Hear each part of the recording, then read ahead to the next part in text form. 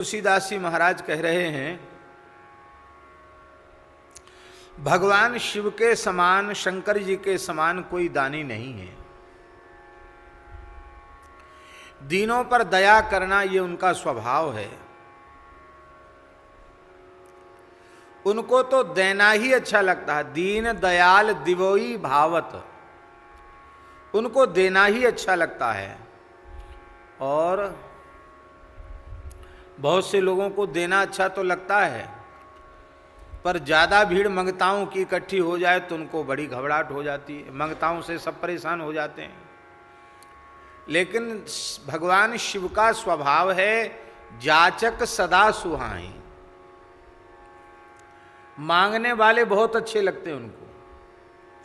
मंगताओं से परेशान नहीं होते शंकर जी, इतने उदार हैं।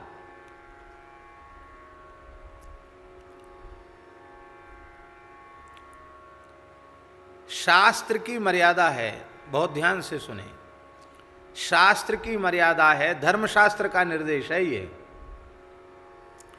कि जो याचक एक बार मांगने आ गया एक दिन में, यदि एक ही दिन में वो दूसरी तीसरी बार याचना करने आता है तो उस याचक को न दिया जाए तो दाता को कोई दोष नहीं लगेगा। अपितु सच्ची बात है कि एक बार जिसे मिल चुका उसको द्वारा नहीं देना चाहिए। उस दिन में फिर वो द्वारा लेने का पात्र नहीं है। लेकिन भोले बाबा का दरबार ऐसा है कि सवेरे मांगो, दोपहर में मांगो, संध्या को मांगो, आधी रात को मांगो, 24 घंटे एक ही व्यक्ति मांगता ही रहे, अकेले ही मांगता रहे तो भी उनको बुरा नहीं लगता। दीन दयालु दिवोई भावत, जाचक सदा सुहाई। मांगने के संबंध में श्री मलुकदास जी ने कहा है कि मांगना नहीं चाहिए। क्यों? बोले मांगने से कोई लाभ नहीं है, कोई लाभ नहीं। मांगे ते जगनाक सिकोड़े, मांगे ते जगनाक सिकोड़े। जिससे मांगना शुरू कर दोगे वही नाक मुंह से कोड़ने लग जाएगा। और ज्यादा मंगता स्वभाव का तुम्हारा परिचय उसे मिल जाएगा ना, तो तुमको देखकर अपना रास्ता बदल देगा, किसी गली कूचे में छिप जाएगा कि आज पता नहीं क्या मांग लें। तो मांगे ते जगनाक सिकोड़े। और गोविंद भला न माने, भगवान भी बच्चा नहीं मानते हैं। अरे एक तो रीझे, या संसार रीझे या भगवान रीझे, पर मांगने वाले के ऊपर कोई नहीं रीझता। संसार भी नहीं रीझता और भगवान भी नहीं रीझते। अन मांगे राम गले लगावे, बिरलाजन कोई जाने। निष्काम भाव की प्रशंसा करते हुए मलुकदास जी कह रहे हैं। लेकिन धन्य है गोविंद भला न माने, पर गोविंद के प्राण प्यारे जो भूत भावन भगवान विश्वनाथ हैं, वो तो जाचक सदा सुहाई। उनको मांगने वाले अच्छे लगते हैं। खूब मांगो। कैसे हैं ये?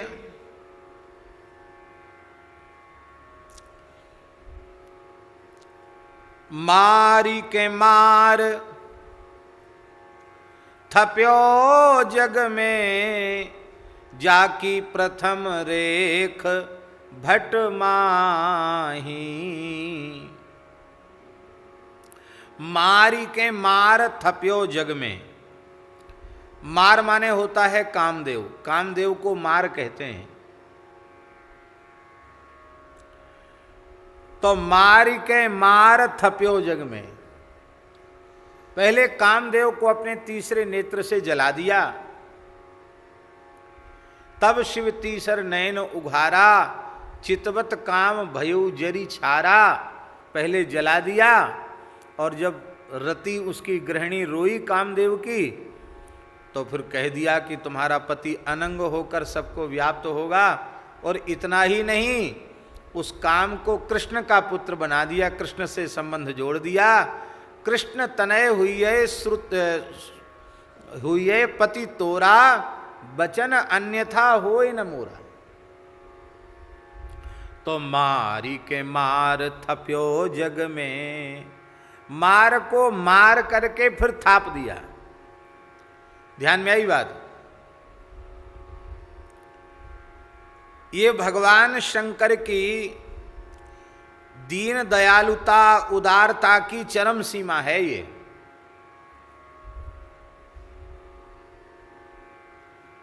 चरम सीमा है। ये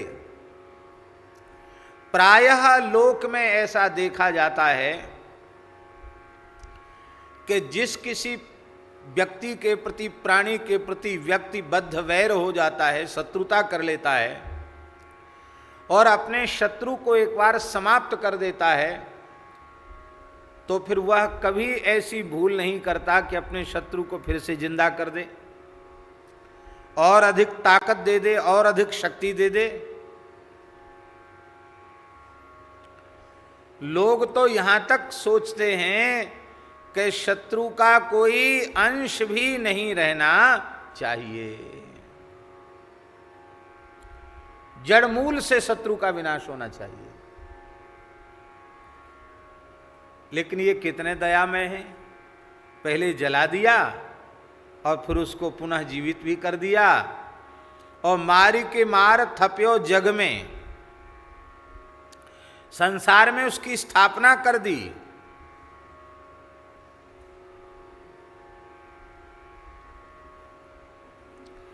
किस काम की? बोले जाकी प्रथम रेख जग माही, जिसकी संसार में प्रथम रेख है वीरों में। जाकी प्रथम रेख भट माही, भटों में वीरों में सबसे बलवान काम है।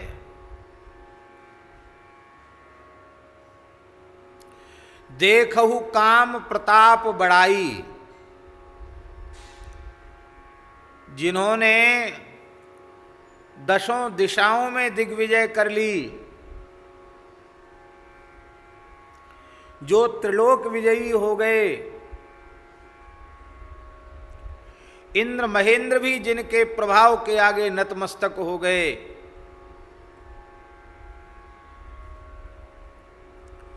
ऐसे महान महान वीरों को भी कामदेव कामनियों के चरणों में विलुंठित कर देते हैं। उनका ओज, तेज, बल, ऐश्वर्य, उनका अभिमान पता नहीं कहां चला जाता, उनको धूल में मिला देता है काम। बड़े बड़े राजराजेंद्र चक्रवर्तियों को धूल धूसरित करता है, बड़े बड़े देवताओं की भी दुर्दशा करता है, इंद्र महेंद्र को भी नाक रगड़वा देता है, बड़े बड़े सिद्धों को, बड़े बड़े ऋषि मुनियों को भी परास्त कर देता है। हमारे यहाँ शास्त्रों में यहाँ तक लिखा है, इसको अन्य अर्थ में मत लेना, काम की प्रबलता के अर्थ में इस बात को लेना। विश्वामित्र पराशर प्रभृतयः वाताम्बुपर्णासनाः तेपि स्त्री मुखपंकजं सुललितं दृष्ट्वैव मोहंगताः। विश्वामित्र पराशर प्रभृति ऋषि कोई केवल जल पी के रहते, कोई केवल सूखा पत्ता चबा के रहते, कोई केवल वायु का आहार करके हजारों वर्ष की तपस्या करते। ऐसे विश्वामित्र पराशर आदि ऋषि भी स्त्री मुख पंकजम सुललितम, कामनी के सुललित मुख को देख करके मोह को प्राप्त हो जाते हैं। तो अन्य शाम तु का कथा, अन्य प्राणियों की तो चर्चा ही क्या। तिनकी कथा न कहूं बखानी, सदा काम के चेरे जानी। इनकी क्या कथा, इनकी क्या चर्चा करें। यह काम इतना प्रबल है ब्रह्मा जी ने जब हृदय से काम को उत्पन्न किया और पुष्प धनवा फूल का धनुष दे दिया, 5 बाण दे दिए और आशीर्वाद दे दिया कि तुम किसी के ऊपर भी अपना प्रभाव छोड़ोगे वो तुम्हारे प्रभाव से बच नहीं पाएगा, तुम अजय वीर हो। और इसके बाद ब्रह्मा जी ने सरस्वती को प्रकट किया। भगवती सरस्वती ब्रह्मा जी की ही शक्ति है, लेकिन सृष्टि के क्रम में वो ब्रह्मा जी के संकल्प से उत्पन्न होती हैं। और उसी समय कामदेव ने सोचा कि पिताजी की दी हुई शक्ति का प्रयोग पिताजी पर ही करें, दूसरे पर प्रयोग क्या किया जाए। तो 5 बाणों का प्रयोग ब्रह्मा जी के ऊपर ही कर दिया। ब्रह्मा जी का मन क्षुभित हो गया, उनके मन में विकार जागृत हो गया। और जब बाद में ब्रह्मा जी को पता चला तो शिव पुराण में वर्णन है कि ब्रह्मा जी विचार करने लगे कि मेरे मन की यह दुर्दशा क्यों हुई। तो उन्होंने देखा कि एक कोने में खड़ा हमारा पुत्र ही हंस हंस करके बाण मार रहा है। तो ब्रह्मा जी को गुस्सा तो आया कि इसको अभी जला के भस्म कर दें, पर ब्रह्मा जी ने कहा विष वृक्षोपि संवर्ध्य स्वयं छेतुमसाम प्रतम। जहर का पेड़ भी बो करके पता चल जाए कि जहर का वृक्ष है, सज्जन पुरुष उसको काटते नहीं है। मेरा पुत्र है, मैंने ही शक्ति दी, मेरे ऊपर प्रयोग किया, अब मैं इसको नष्ट करूं ठीक नहीं। बोले हमने तो तुझे छोड़ दिया, पर कान खोल के सुन ले, जब भगवान शिव के मन को तू क्षुब्ध करने का प्रयास करेगा तो भगवान शिव के तीसरे नेत्र से जलकर भस्म हो जाएगा। ये शिवपुराण के अनुसार ब्रह्मा जी ने श्राप दिया है कामदेव को। अपने पिताजी को भी नहीं छोड़ा कामदेव ने, आप सोचो। इसलिए गोस्वामी जी कहते जाकी प्रथम रेख भट माही, ऐसे उस काम को ता ठाकुर को रीझ निवाजिवो, कहो क्यों परत मो पाही। ऐसे ठाकुर का, ऐसे प्रभु का प्रसन्न होकर अपने शत्रु पर भी ऐसी कृपा करना, अब इसके संबंध में मैं और क्या कह सकता हूं। अर्थात मेरी वाणी में वह सामर्थ्य नहीं है कि भगवान शिव की इस अपूर्व दयालुता कृपालुता का मैं वर्णन कर सकूं। ईश उदार उमा जोग कोटि करि जोगति हरि सो, मुनि मागत सकुचाही। जोग कोटि, जोग कोटि का अर्थ है करोड़ों प्रकार से कठोर नाद योग, राजयोग, हठ योग, लय योग, मंत्र योग आदि विविध योगों के द्वारा भगवान की करोड़ों प्रकार से उपासना करने वाले बड़े बड़े अमलात्मा, विमलात्मा, योगींद्र, महामुनीन्द्र, परमहंस महात्मा भगवान से कैवल्य मोक्ष मांगने में संकोच करते हैं, मुक्ति मांगने में संकोच करते हैं। मुनि मांगत सकुचाही, उनको लगता है कि भले ही हमने करोड़ों करोड़ों प्रकार के कठोर साधन किए हैं, पर वस्तुतः अभी इस प्रकार इस लायक हम नहीं हुए हैं, हमारा साधन इस योग्य नहीं है कि हम अब संसार के चक्र से छूट सकें, पूरी तरह विमुक्त हो सकें। उन मुनियों को तो भगवान से, जो मुक्ति के दाता हैं, मुक्ति के अधीश्वर हैं, ऐसे मुक्ति के स्वामी भगवान श्री हरि से, रामकृष्ण नारायण से मांगने में संकोच होता है। और ऐसी मुक्ति को वेद विदित तेहि पद पुरारिपुर, कीट पतंग समाही। वेदों में जिसकी महिमा अत्यंत प्रसिद्ध है, वेद में, इतिहास में, पुराण में, धर्मशास्त्रों में सर्वत्र काशी की महिमा को बड़ा अद्भुत कहा गया। महाराज जी, स्कंद पुराण में तो काशी का महात्म्य क्या अद्भुत है, कितना शंकर जी का काशी से प्रेम है, काशी महात्म्य पुराणों में पढ़ करके देख लेना चाहिए।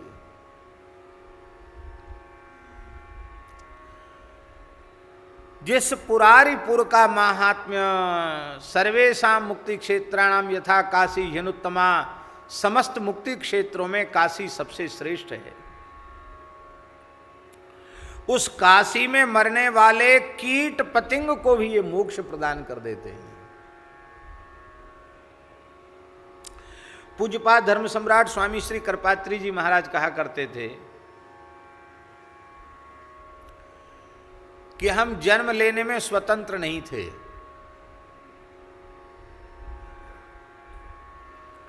किस प्रांत में,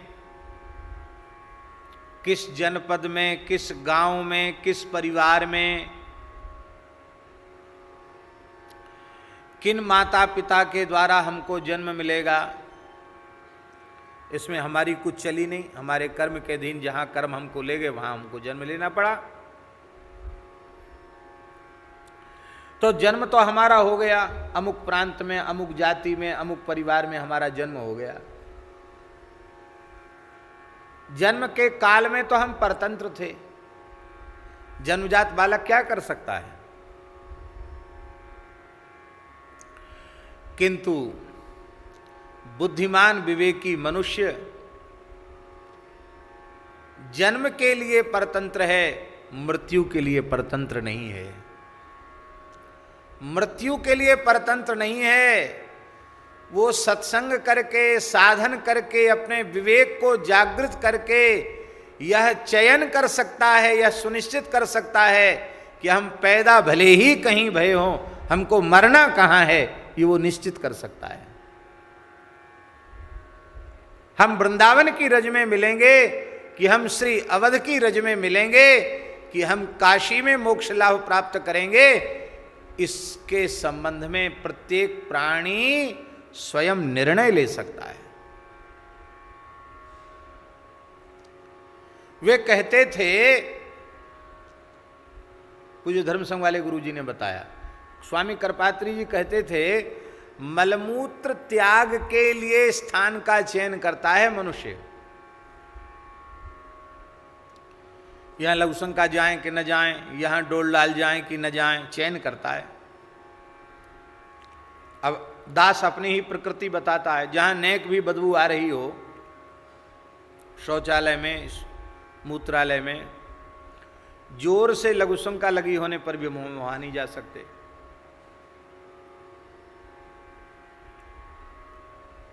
नहीं जा सकते, और कहीं चले जाएंगे, मैदान में चले जाएंगे।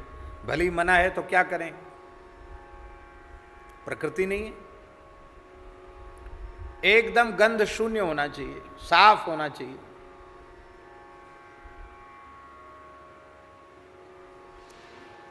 तब व्यक्ति देखता है कि नहीं कि यहां लघुशंका जाएं कि न जाएं, यहां मलमूत्र त्याग करें कि न करें, विचार करता है। मलमूत्र जैसी जो अत्यंत त्याज्य वस्तु जिसको त्यागना ही है, उसके लिए भी जब स्थान का चयन किया जाता है, तो जिस मृत्यु के पश्चात हमारे कल्याण का विचार भी किया जा सकता हो, उस मृत्यु के संबंध में विचार क्यों नहीं करना चाहिए? अवश्य करना चाहिए कि हमें अपना देह कहाँ छोड़ना है। इसी के लिए हमारे शास्त्रों में क्षेत्र संन्यास की विधि है। क्षेत्र संन्यास इसीलिए है, समय आ जावे, समझ में आ जाए कि अब चला चली का मेला है, तो निश्चय कर ले कि हमें इतना क्षेत्र छोड़कर कहीं नहीं जाना है, चाहे मर जाएं। निकट वालों से कह दें कि हम मरणासन्न पड़े हों तो भी इस क्षेत्र से बाहर निकाल के हमको मत ले जाना, मर जाने देना। पर इलाज के नाम पर भी हमको इस सीमा से बाहर मत निकालना। ऐसा संकल्प करके निश्चय कर लेना, इसको क्षेत्र संन्यास कहते हैं।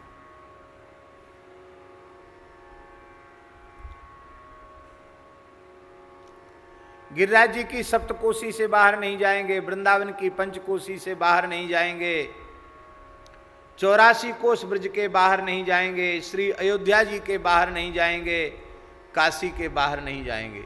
और क्षेत्र सन्यासी को बड़ा सावधान रहना पड़ता है।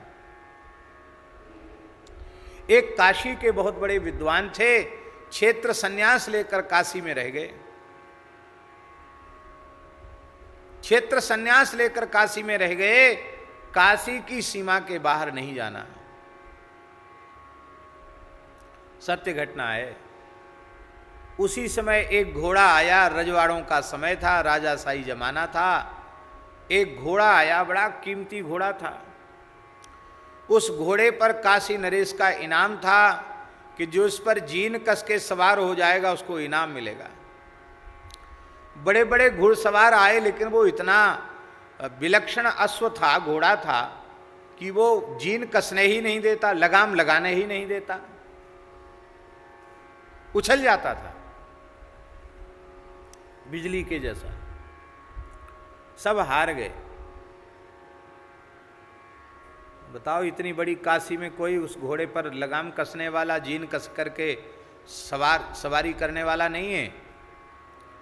तो वो जो पंडित जी थे ना, उनको अपने बचपन में घुड़सवारी का बहुत सुंदर अभ्यास था। अपने जीवन में भी खूब घोड़ा उन्होंने चलाए थे, अच्छे बिगड़े हुए घोड़ों को भी सुधारा था। तो वो तमाशा देख रहे थे, तो उनके मन में आया कि अरे भाई, काशी की नाक कट रही है, हम ही कम से कम नाक बचा लें, राजा की अनुकूलता मिल जाएगी। बस उन्होंने खूब जांच करके देख लिया कि ये कैसे इसको किया जा सकता है। तो धीरे धीरे घोड़े पर हाथ फिराया और एक झटके में लगाम कस दी उन्होंने। खूब उछल कूद किया, पर लगाम छोड़ी नहीं। घोड़ा थोड़ी देर में ठंडा हो गया। थोड़ी देर बाद उन्होंने बड़ी ऐसे ही एक झटके में जीन कस दी। लोग आश्चर्यचकित हो गए कि क्या चमत्कार कर दिया पंडित जी ने। और थोड़ी ही देर में एक झटके में वो छलांग लगाकर उसकी पीठ पर बैठ गए और घोड़े को दौड़ाया। अब घोड़ा दौड़ा, इतनी जोर से घोड़ा दौड़ा कि उनके रोकने से भी रुका नहीं, काशी से बाहर उनको ले गया। उन्होंने संकल्प किया था कि हम काशी के बाहर नहीं जाएंगे, और वो घोड़ा रुका ही नहीं। ये धर्म संघ वाले गुरु जी से सुनी हुई बात सुना रहे हैं आपको। वो रुका नहीं, काशी के बाहर गया और दौड़ते दौड़ते काशी की पंचकोशी के बाहर जा करके, अब पंडित जी बहुत घबरा रहे कि मैं कूद भी नहीं सकता हूं, कूदूंगा तो मर जाऊंगा, अब क्या करूं, कैसे करूं। बार बार खींचे लगाम। अंत में वो घोड़ा लगाम खींचने से बिगड़ गया, बड़ी जोर से एक पेड़ से टकराया, और पेड़ से घोड़ा तो क्या टकराया, पंडित जी का माथा टकराया, माथा फट गया और काशी के बाहर उनका प्राणांत हो गया। मानो वो उनको काशी से बाहर ले जाने के लिए काशी में आया था। इसलिए क्षेत्र सन्यास वाले के लिए लिखा है कि वो अपने पैर पे पत्थर पटक कर पैर तोड़ ले तब क्षेत्र सन्यास ले। इसका मतलब है पैर पे पत्थर पटकने से हमारी बात सुन के पैर मत तोड़ लेना अपने। इसका मतलब है सारे क्रियाकलाप पर पूर्ण विराम दे दे। ये निश्चय कर ले कि किसी भी कीमत में हमें और कुछ करना ही नहीं। अब घोड़ा पे कोई जीन कसे या न कसे, घोड़ा चले न चले, इससे उनको क्या लेना देना था।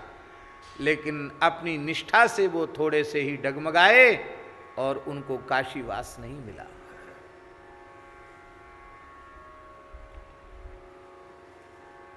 ये बात हम इसलिए कह रहे हैं, इसलिए धाम में अनन्य निष्ठा लेकर के रह जाना इसका ये स्वरूप है।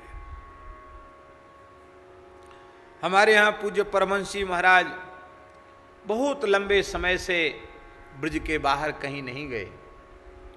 एक बार ऐसा अवसर आया, उनके पूज्य गुरुदेव के उत्सव के नाम पर बाहर जाने की बात आई, श्री अयोध्या जी जाने की बात आई, और उन्होंने पूज्य गुरुदेव श्री भक्तमाली जी से पूछा कि महाराज जी, सब गुरु भाई सब संत आग्रह कर रहे हैं कि वहाँ तो चलो, धाम से धाम में तो जा सकते हो। महाराज जी बोले, परमहंस जी महाराज,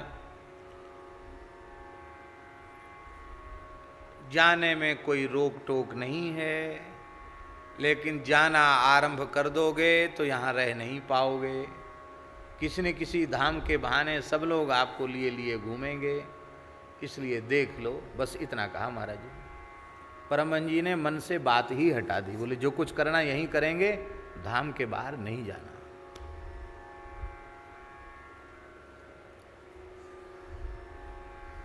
तो जन्म में हम परतंत्र थे, पर मरने में हम निर्णय कर सकते हैं कि हमको कहाँ मरना।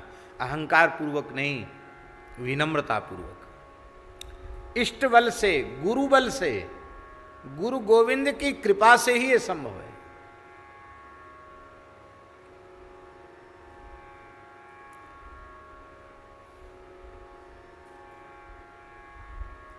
मैं नाम विस्मृत हो रहा हूं, संभवतः पूज्य श्री प्रिया शरण जी नाम था उनका।